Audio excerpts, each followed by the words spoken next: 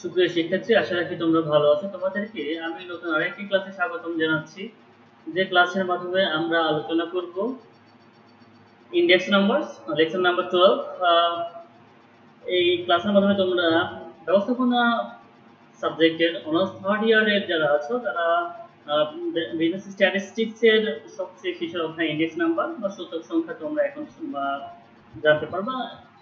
এবং আমি তোমাদের সাথে বরাবরের মতোই আছি, মিজানুর রহমান, প্রভাষক ব্যবস্থাপনা সরকারি অ্যাডওয়ার্ড কলেজ পাবনা। আজকে আমাদের যে টপিকস সেটা তোমরা একটু মধ্যেই শুনেছ। আমাদের টপিকস নাম হচ্ছে ইন্ডেক্স নাম্বার বা সূচক সংখ্যা। আজকে ক্লাসের মাধ্যমে আমরা সূচক সংখ্যার যে জিনিসগুলো কমপ্লিট করার চেষ্টা করব সেই জিনিসগুলো হচ্ছে introduction, definition, characteristics, uses, problems, classifications, method, value index number and chain index number. তাহলে একদম শুরুতে যে জিনিসটা আমি তোমাদের সাথে আলোচনা করব সেটা হচ্ছে ইন্ডেক্স নাম্বারের একদম সূচনা, যে ইন্ডেক্স নাম্বার আসলে কি। An index number measures the relative changes in price, quantity, value or some other items of interest from one time period to another. অর্থাৎ index number measures, index number হচ্ছে বা সূচক সংখ্যা পরিমাপ করে the relative changes, তুলনামূলক পরিবর্তন in price, quantity, value or some other item of interest, বিভিন্ন রকম দাম, মূল্য, পরিমাণ প্রভৃতির তুলনামূলক পরিবর্তন পরিমাপ করে সূচক সংখ্যা। কখন? One time period to another, অর্থাৎ একটা পিরিয়ড থেকে অন্য একটা পিরিয়ডের মধ্যে কোনো একটি দ্রব্যের দাম, মূল্য, মূল্যমান প্রভৃতির যে পরিবর্তন হয়, এই পরিবর্তনটা যার মাধ্যমে আমরা নির্ণয় করতে পারি, পরিমাপ করতে পারি, বের করতে পারি, সেটাকে বলা হলো ইন্ডেক্স নাম্বার বা সূচক সংখ্যা। A simple index number measures the relative changes in one or more than one variable. অর্থাৎ সাধারণ একটা সূচক সংখ্যা পরিমাপ করতে পারে কয়েকটি জিনিসের তুলনামূলক পার্থক্য অথবা একটি জিনিসের তুলনামূলক পার্থক্য, নির্দিষ্ট সময়ের তুলনামূলক পার্থক্য, সেটাকে বলা হলো ইন্ডেক্স নাম্বার। তোমরা একটা জিনিস খেয়াল করো, সেটা হচ্ছে বছরে বছরে সব কিছুর দাম কিন্তু একরকম থাকে না। গত বছরই কোনো একটা দ্রব্যের দাম যেরকম বেড়েছিল, এই বছরে যে সেরকম আছে তা কিন্তু না, এবং তার আগের বছরে সেরকম ছিল না। যেমন ধরো গত বছর পেঁয়াজের দাম ছিল কিন্তু অনেক বেশি, 100, 200, 250, 300 প্রভৃতি, মানে এমন হয়েছিল। বর্তমানে একটা পেঁয়াজে, এক কেজি পেঁয়াজের দাম কত? 20, 30, 40, 50, 60 এরকম। তাহলে দেখো যে একটি বছরের চেয়ে আরেকটি বছরে এরকম দাম পরিবর্তন। আমরা যদি তার আগের বছর দেখি, তার আগের বছর হয়তো ওই দ্রব্যের দাম অন্যরকম ছিল। আমরা যদি তার পরের বছর দেখি, তার পরের বছরে কিন্তু অন্যরকম দাম। তাহলে এই যে প্রতি বছরে কোনো একটা দ্রব্যের দাম পরিবর্তন হয়, এবং কি পরিবর্তন হয়, একটি বছরের চেয়ে অন্য একটি বছরের পরিবর্তনটা কেমন, এই পরিবর্তনটা পজিটিভ না পরিবর্তনটা নেগেটিভ, তাহলে সেই পরিবর্তন অনুযায়ী কোনো একটি দ্রব্য আমরা ইনভেস্ট করব না কোনো একটি দ্রব্য ইনভেস্ট করলে আমাদের লাভের পরিমাণ ঊর্ধ্বমুখী নাকি নিম্নমুখী, এরকম বিভিন্ন জিনিসগুলো রয়েছে হচ্ছে সূচক, যেগুলো আমাদের জানা দরকার। এবং সেই জানাগুলো আমরা যে পারিসংখ্যানিক পদ্ধতির মাধ্যমে জানতে পারি, সেই পারিসংখ্যানিক পদ্ধতি, সেই পারিসংখ্যানিক পরিমাপ, সেই পারিসংখ্যানিক উপায়, সেই পারিসংখ্যানিক পদ্ধতি, সেই পারিসংখ্যানিক প্রক্রিয়া কে বলা হবে হলো ইন্ডেক্স নাম্বার বা সূচক সংখ্যা। এখানে আমি সূচক সংখ্যাকে আমরা তাহলে এভাবে সংজ্ঞায়িত করতে পারি, an index number measures how much a variable changes over time. অর্থাৎ ইন্ডেক্স নাম্বার কি করে? সূচক সংখ্যা পরিমাপ করে কোন একটি দ্রব্যের কোন একটি চলক কি পরিমাণ নির্দিষ্ট সময়ে কি হয়, পরিবর্তন হয়। We calculate index number by finding the ratio of the current value to a base value. আমরা ইন্ডেক্স নাম্বার বা সূচক সংখ্যা কিভাবে পেতে পারি, কিভাবে ইন্ডেক্স নাম্বার বের করতে পারি, কিভাবে আমরা ইন্ডেক্স নাম্বার পরিমাপ করতে পারি, সূচক সংখ্যা বের করতে পারি বাই ফাইন্ডিং দ্য রেশিও, অনুপাতের মাধ্যমে, এবং কিভাবে কারেন্ট ভ্যালু এবং বেস ভ্যালু, অর্থাৎ বর্তমান মূল্য এবং একটা ভিত্তি মূল্য, বর্তমান মূল্য এবং ভিত্তি মূল্য, যে ভিত্তি মূল্য থেকে বর্তমান মূল্যের যে পার্থক্য, এই দুইটার মধ্যে এই দুইটার যে অনুপাত, সেটা তার মাধ্যমে আমরা কি করতে পারি, ইন্ডেক্স নাম্বার বা সূচক সংখ্যা বের করতে পারি। রোনাল্ড ইন্ডেক্স নাম্বারের সংজ্ঞা এভাবে করেছে। Index numbers are quantitative measures of growth of price, production, inventory and other quantities of economic interest. Index number quantitative measures পর না, ইন্ডেক্স নাম্বার কি কোয়ান্টিটেটিভ মেজার্স, এবং সেই কোয়ান্টিটেটিভ মেজার্সটা কি প্রাইসের, গ্রোথের, growth of price, production, inventory and other quantities of economics, বিভিন্ন রকম ইকোনমিক্স অর্থনৈতিক ইন্টারেস্ট, অর্থনৈতিক বিষয়গুলো কি করে কোয়ান্টিটেটিভ মেজার্স করে হচ্ছে ইন্ডেক্স নাম্বার বা সূচক সংখ্যা। এখন এই যে ইন্ডেক্স নাম্বার আমরা জানবো, ইন্ডেক্স নাম্বার আমরা পরিমাপ করব, সেইগুলা ক্যারেক্টারিস্টিক্সটা কি, সেগুলোর বৈশিষ্ট্যটা কি। আমরা জানি বৈশিষ্ট্য এমন একটা জিনিস যে জিনিসটার মাধ্যমে অন্য একটা জিনিস থেকে ওই জিনিস, ওই বিষয়টা আলাদা হিসেবে সক্রিয়ভাবে প্রকাশ পায়।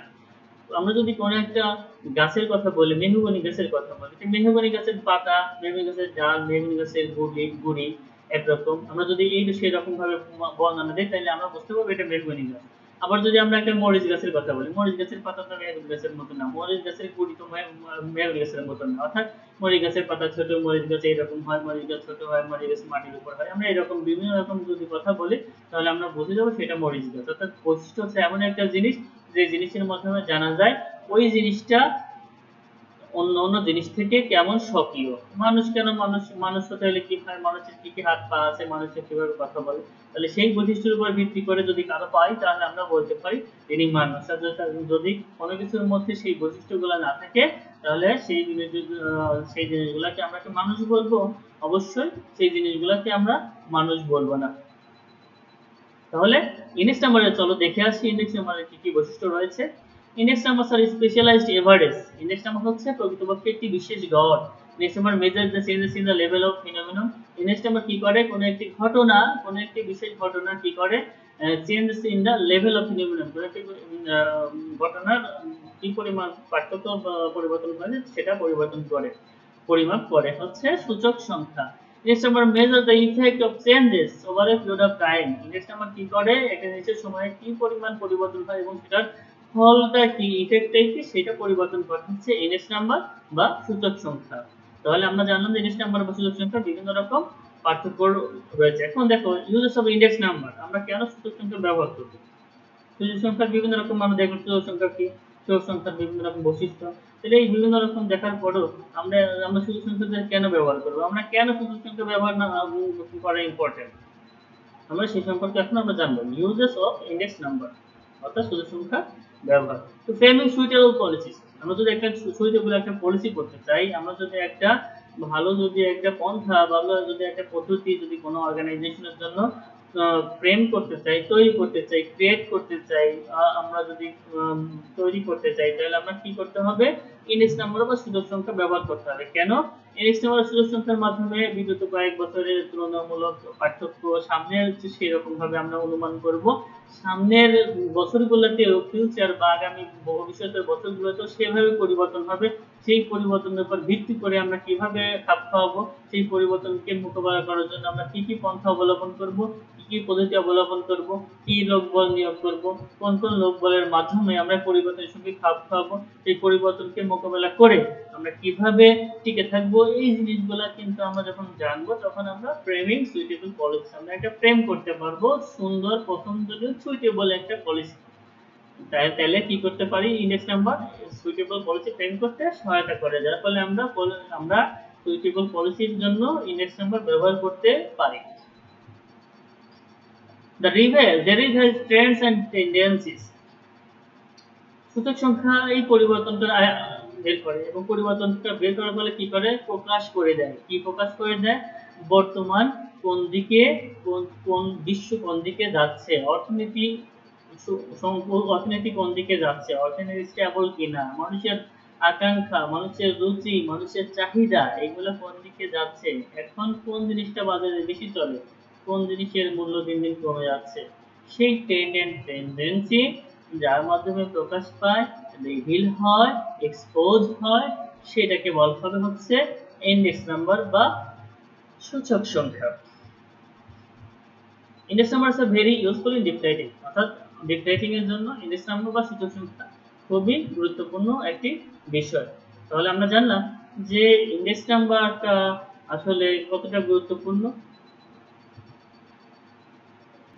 ইন্ডেক্স নাম্বারটা কতটা গুরুত্বপূর্ণ সেটা আমরা সহজেই বুঝে গেছি, এবং ইন্ডেক্স নাম্বার ছাড়া যে আমাদের কোনো কিছু সিদ্ধান্ত নেওয়া কতটা ডিফিকাল্ট সেটা আমরা এখন বুঝি। কারণ ইন্ডেক্স নাম্বার বা সূচক সংখ্যা ছাড়া কোনো একটা জিনিসের বর্তমান কোন দিকে যাচ্ছে, আমরা কোন প্রোডাক্ট এখন তৈরি করব না, কোন প্রোডাক্টটা তৈরি ক্লোজ করে দিব, আমাদের কোন প্রোডাক্টটা এখন ডিক্লাইনিং স্টেজে আছে, কোন প্রোডাক্টটা এখন আম আম বুম পিরিয়ডে রয়েছে, সেই জিনিসগুলো কিন্তু আমরা এখন সহজেই বের করতে পারবো ইন্ডেক্স নাম্বারের মাধ্যমে। কারণ ইন্ডেক্স নাম্বার হচ্ছে সবকিছু এই টেন টেন্ডেন্সি গুলো রিভেল করে দেয়, সেটা ইন্ডেক্স নাম্বারের ব্যবহার সহজেই এগুলাকে সহজ করে দেয়।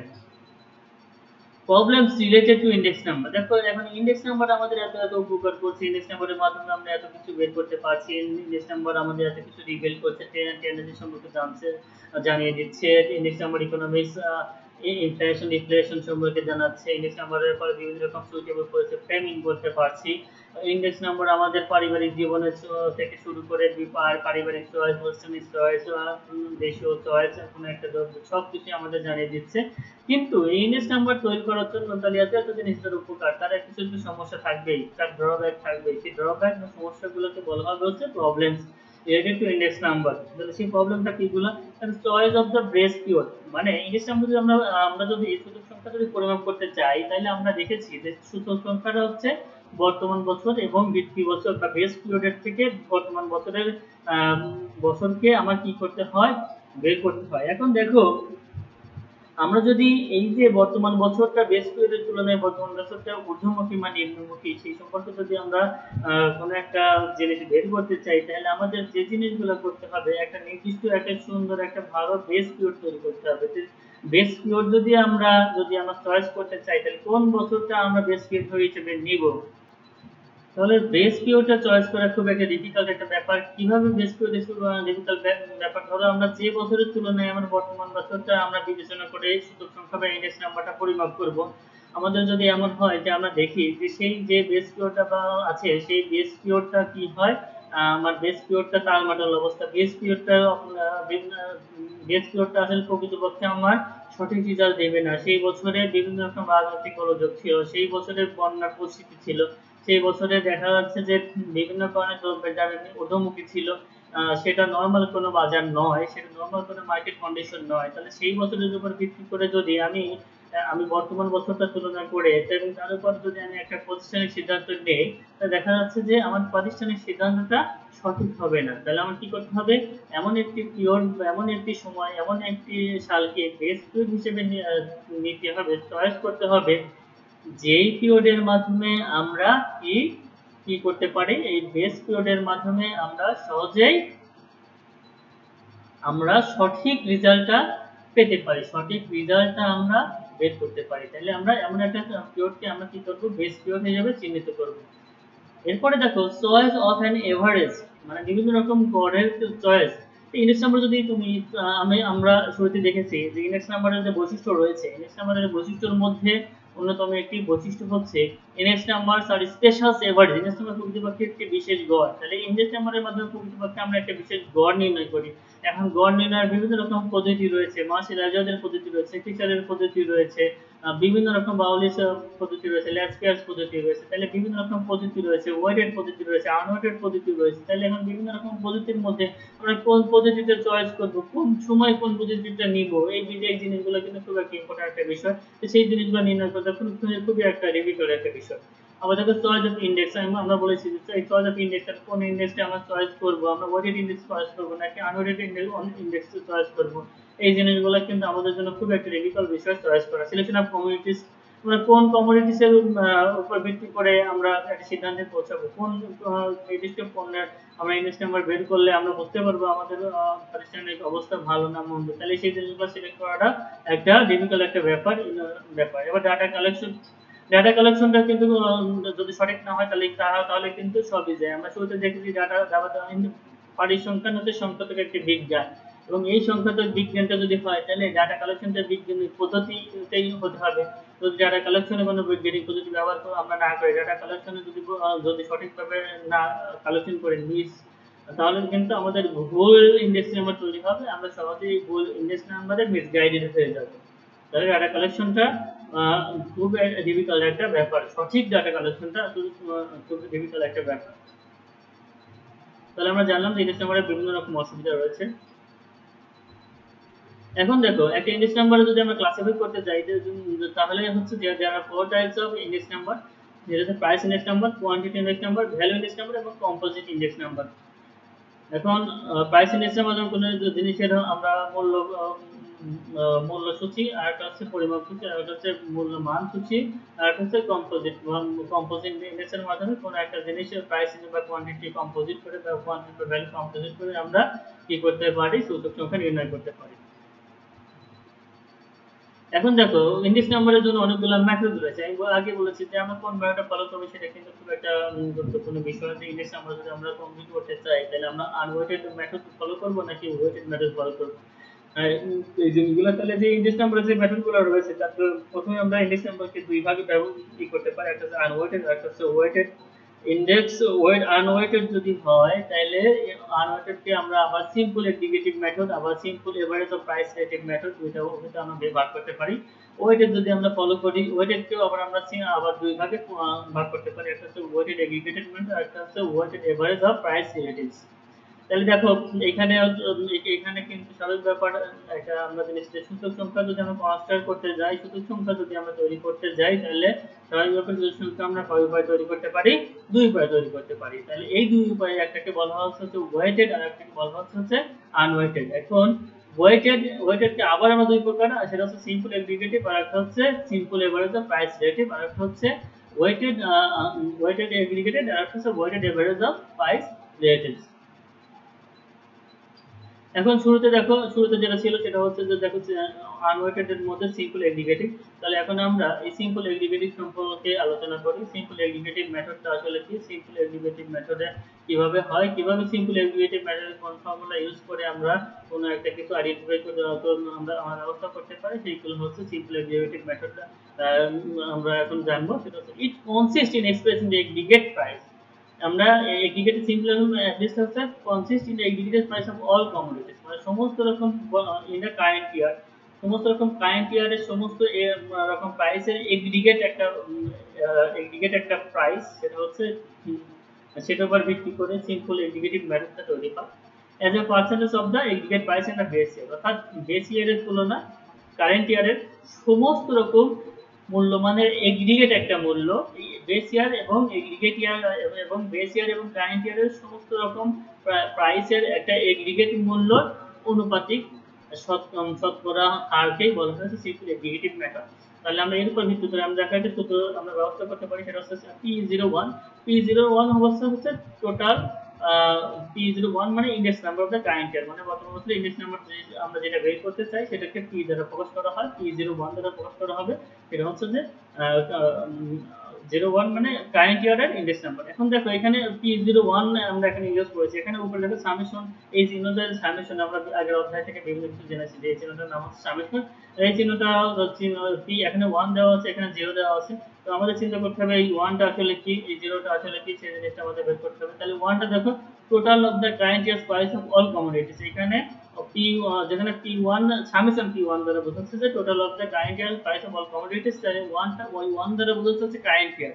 1 দ্বারা কি বোঝায়, 1 দ্বারা বোঝানো হচ্ছে কারেন্ট ইয়ার, 1 দ্বারা বোঝানো হচ্ছে বর্তমান বছর, আর এই 0 দ্বারা বোঝানো হচ্ছে আমার 0 দ্বারা বোঝানো হচ্ছে বেস ইয়ার। আমি কোন বছরকে বেস ইয়ার নিয়েছি তার উপর ভিত্তি করে আমি কারেন্ট ইয়ারকে যদি ভাগ করি এবং সে যদি 100 দ্বারা প্রকাশ করি তাহলে আমরা শতকরা যদি প্রকাশ করি তাহলে আমরা কি পাবো, সিম্পল এগ্রিগেটিং মেথডে আমি কি পাবো, একটি আমি পি দ্বারা প্রাইস আর প্রাইস ইন্ডেক্স পেয়ে যাব।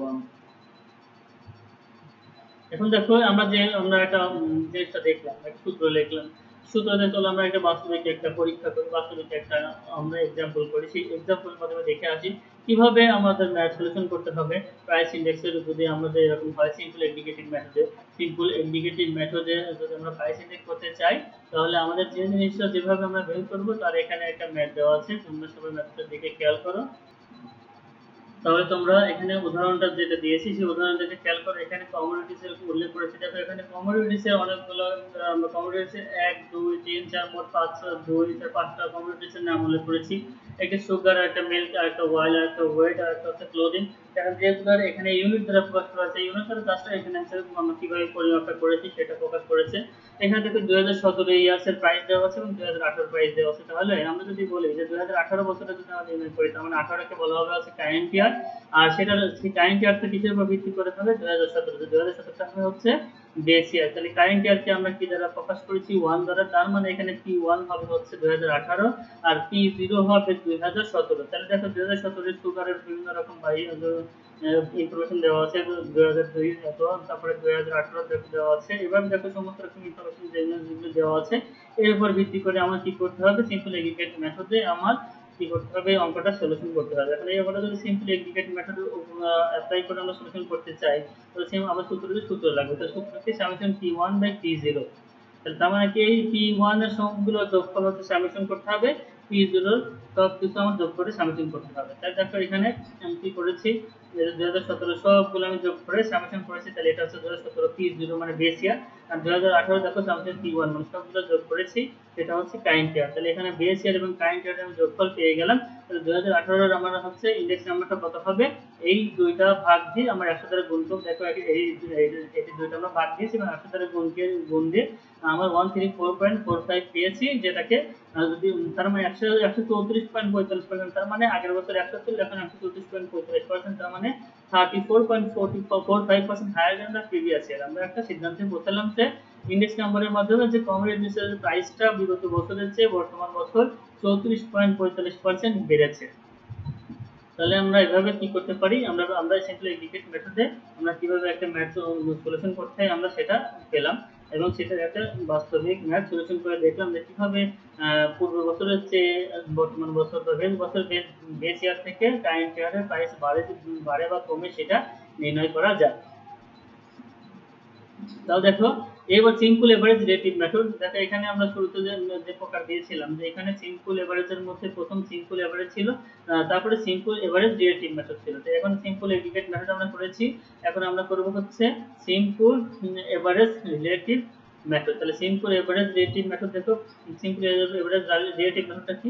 সিম্পল এভারেজ রিলেটিভ মেথড হচ্ছে ঠিক বর্তমান বছর এবং এটা হচ্ছে বর্তমান বছর এবং ভিত্তি বছরের দুইটার একটা রিলেটিভ পার্সেন্টেজ তৈরি করা হয়, এবং সেই পার্সেন্টেজকে যদি টোটাল যদি আমার আমার কমোডিটিস দ্বারা ভাগ করি, তাহলে আমি রিলেটিভ মেথডের মাধ্যমে এই জিনিসটা সহজে সমাধান করতে পারবো। তাহলে আমরা এটাকে কিভাবে বলতে পারি? the current year price is expressed as a price relative to base year price। অর্থাৎ কারেন্ট ইয়ারের প্রাইসটা বেস ইয়ারের প্রাইসের উপর ভিত্তি করে প্রকাশ করা হবে, একটা পার্সেন্টেজ প্রকাশ করা হবে, এবং তার যদি 70,000 কে আমরা যদি বলি, যদি সেটা যদি আমরা অ্যারিথমেটিক মেন বা জিওমেট্রিক বা মেন বা ইভেন যে কোনো আমরা একটা মেনের মাধ্যমে আমরা কি করতে পারি? আমরা এই সিম্পল এগ্রিগেটেড রিলেটিভ মেথডের মাধ্যমে আমরা এই জিনিসটা সলিউশন করতে পারি। তো চলো দেখি আমরা কিভাবে এটা সলিউশন করতে পারি। সেম ভাবে দেখো এখানে কয়েকটা প্রোডাক্ট দেওয়া আছে, P Q R S T, কয়েকটা প্রোডাক্ট 2 4 5টা প্রোডাক্ট। তো 2017 সালে এবং 2018 সালে বিভিন্ন রকম প্রাইস দেওয়া আছে। তাহলে আমরা দেখো এখানে সূত্রের মধ্যে যেটা দেখেছি সেটা হলো P1 এবং P0 রয়েছে। আমাদের P1 সমান আমরা জানি কারেন্ট ইয়ার, আর P0 সমান আমরা জানি বেস ইয়ার। তাহলে P1 হচ্ছে 2018, P0 সমান 2017, যেটাকে আমরা শতকরা রিলেটিভ আকারে প্রকাশ করব এবং টোটাল কমোডিটি দ্বারা ভাগ করব। দেখো এখানে তাহলে অঙ্কটা আমরা কিভাবে সলিউশন করি? আমরা তো অঙ্কটা এভাবে সলিউশন করেছি। কমোডিটিস গুলো 2017 প্রাইসকে আমরা P0 এটা বেস ইয়ার, 2018 প্রাইসকে আমরা P1 বলেছি যে এটা কারেন্ট ইয়ার, আর সেটাকে প্রাইস রিলেটিভ করেছি, মানে বেস ইয়ারের প্রাইসকে কারেন্ট ইয়ারের প্রাইসকে বেস ইয়ারের শতকরা হার কত সেটা বের করতে হবে, সেটাই হচ্ছে প্রাইস রিলেটিভ। তাহলে দেখো price relative P1 by P0 গুণ 100, যেটা P1 বাই P0 গুণ 100 যেটা আমার সূত্রের উপরে রয়েছে, তো সেই মানটা আমরা সমস্ত কিছু দেখো এখানে P1 হচ্ছে 10, এটা 6 গুণন 100 করলে 166.6%, এইভাবে আমরা সমস্তগুলো প্রাইস রিলেটিভ পার্সেন্টেজ আকারে বের করেছি। তাহলে এই সমস্ত রকম প্রাইস রিলেটিভটা আমরা যখন যোগ করব তখন সেটা হবে সামেশন P1 P0 গুণন 100, তাহলে 603.37%। সেটাকে আমরা কি করব, মোট কমোডিটিস দ্বারা ভাগ করব। আমরা বলেছি n মানে হচ্ছে নাম্বার অফ কমোডিটিস, তাহলে মোট কমোডিটিস কয়টি, 1টি 2টি 3টি 4টি 5টি, তাহলে 5টি কমোডিটিস দ্বারা আমরা কি করলাম, এটা ভাগ দিলাম, তাহলে কি হয়ে গেল আমার 120.63%, তার মানে কি 20.63 দেন দ্য প্রিভিয়াস ইয়ার।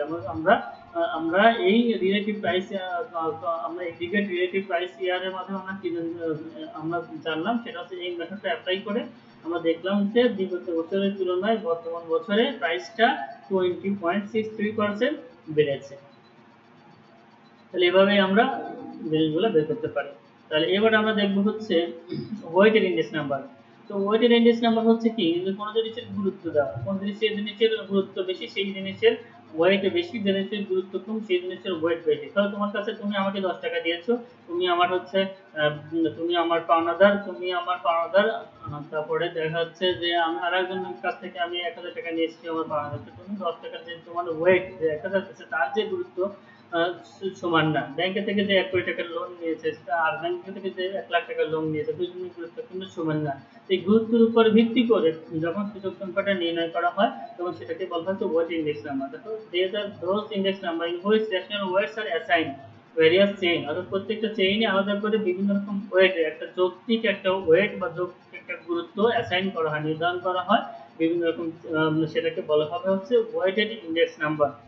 তাহলে ওয়েটেড এগ্রিগেট, এখন ওয়েটেড এগ্রিগেট ইন্ডেক্স নাম্বার ডেসিন ওয়েটটা আসলে কি, ওয়েটেড ইন্ডেক্স নাম্বারের সাথে এখন ওয়েটেড এগ্রিগেট ইন্ডেক্স নাম্বার কি, দেখো this index numbers are the simple aggregate, this index number are the simple aggregates type with the fundamental difference that weights are assigned to the various item included to the index, মানে ওয়েটসটা বিভিন্ন রকম simple aggregative type ওয়ার মধ্যে fundamental difference হচ্ছে that weights are assigned to the various item including the index, মানে ইন্ডেক্সের বিভিন্ন জায়গায় ওয়েটটাকে অ্যাসাইন করা হয়, সেটাকে বলা হয় ওয়েট এগ্রিগেট ইন্ডেক্স নাম্বার। তো দেখো এখানে এই ওয়েটেড এগ্রিগেট ইন্ডেক্স নাম্বারে বিভিন্ন রকম পদ্ধতি রয়েছে। একটি number Drobisch and Bowley's method, আর একটা হচ্ছে ফিচার্স আইডিয়াল মেথড। ফিচার্সকে আইডিয়াল মেথড বলা হয় কারণ ফিচার্স আইডিয়াল মেথড, ফিচার্সের সূত্রটা হচ্ছে বিভিন্ন রকম পরীক্ষার মাধ্যমে উত্তীর্ণ হয়, যার ফলে ফিচার্সের সূত্রটি বলা হচ্ছে ফিচার্স আইডিয়াল মেথড। এখানে Marshall Edgeworth method, Laspeyres method, Paasche's method, Kelly's method, বিভিন্ন রকম এখন মেথড আছে। সেই মেথডগুলো হচ্ছে ওয়েটেড এগ্রিগেট ইন্ডেক্স নাম্বারের মেথড, আমরা যেভাবে সলিউশন করতে পারি। এখন এই মেথডগুলো সম্পর্কে আমরা জানবো, মেথডগুলো কোথেকে আসছে, মেথডগুলো সূত্রই পাইছে কিভাবে মনে রাখতে হয় সেইগুলো আমরা এখন শিখবো। দেখো প্রথম হচ্ছে লেসপিয়াস মেথড। লেসপিয়াসটা কি, দেখো লেসপিয়াস একজন ব্যক্তি, এই লেসপিয়াসের নাম অনুসারে এই মেথডের নাম রাখা হয়েছে হচ্ছে লেসপিয়াস method. This method was devised by Lespius in 1871, মানে 1871 সালে লেসপিয়াস এই মেথডটাকে উদ্ভাবন করে। In this method weights are determined by quantities in the base, মানে ওয়েটটাকে যে একটা পরিমাপের বেস হিসেবে ডিটারমাইন বা নির্ধারণ করা হয়। দেখো এখানে সূত্র P01 সমান আমার হচ্ছে ইন্ডেক্স প্রাইস ইন্ডেক্স।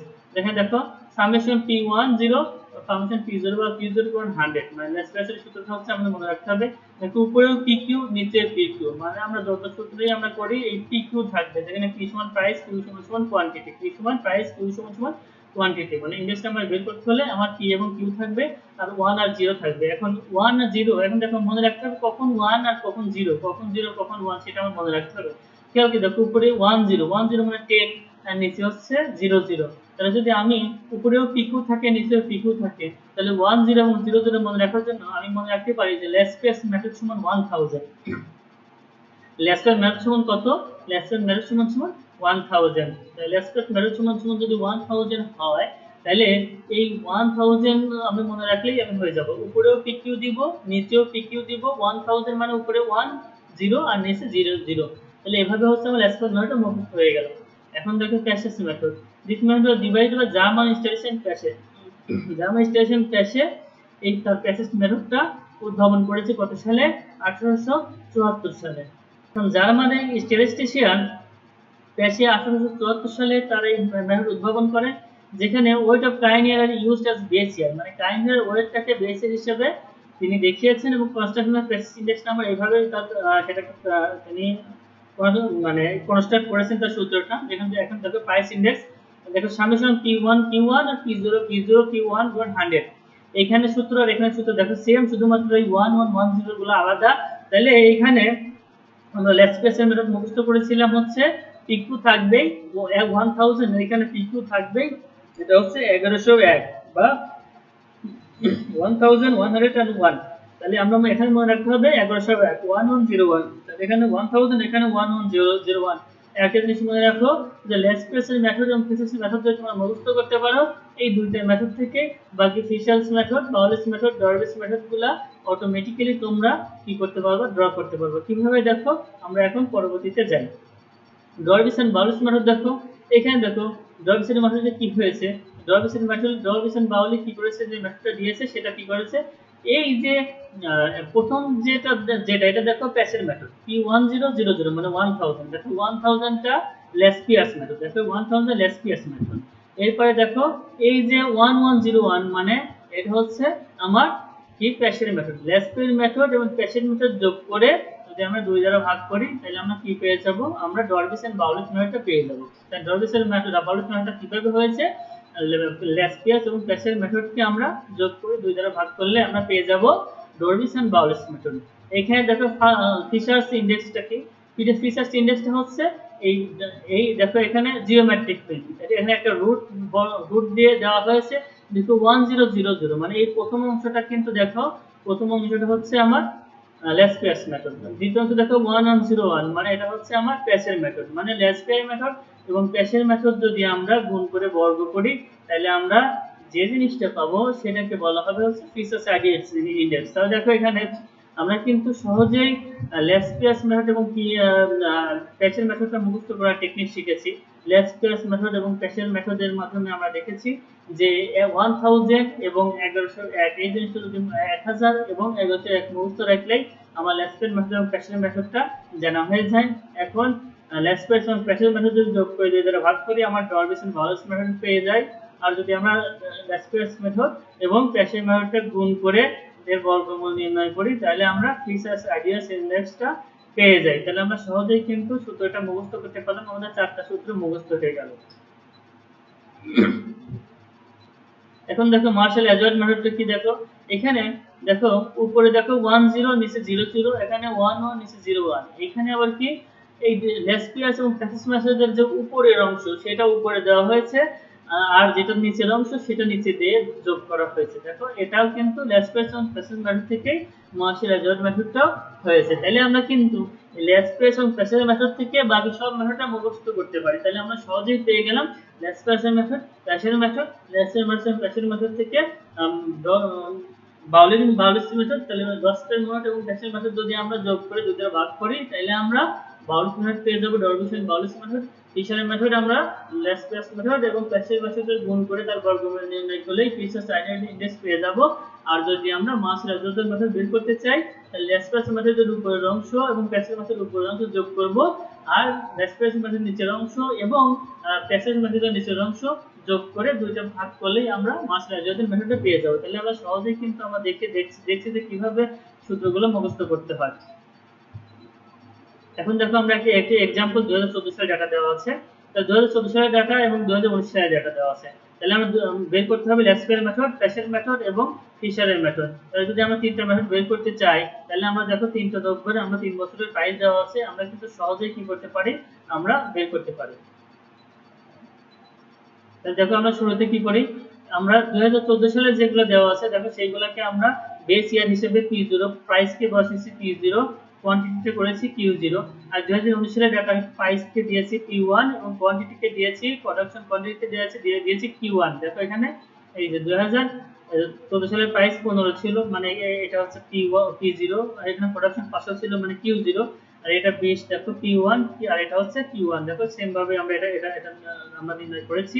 আমরা তাহলে বেস ইয়ারের জি সমান 0 বসিয়েছি এবং আমরা কারেন্ট ইয়ারকে 1 বসিয়েছি। তাহলে বেস ইয়ার এবং কারেন্ট ইয়ারের উপর ভিত্তি করে কিন্তু আমরা শুরুতে এই 4টা ঘর আমরা পেয়ে যাব। তাহলে এখন 4টা ঘর থেকে বাকি ঘর জন্য আমার লাগবে হচ্ছে দেখো আমার 1000 এর জন্য প্রথমে 10 লাগবে, তাহলে PQ10, তার মানে P1 এবং P0 এই দুটো আমরা গুণ করি। তাহলে P1 এবং Q0, P1 এবং Q0, P1 20 এবং Q0 500, তাহলে এই দুটো গুণ করে দেখো আমরা এগুলো পেয়ে যাব। তাহলে এখানে P1 এবং Q0 গুলো গুণ করলে আমরা এই জিনিসগুলো পেয়ে যাব। মানে P0 এবং Q0, তাহলে P0 এবং Q0 এর মানগুলো গুণ করলে আমরা এগুলো পেয়ে যাব।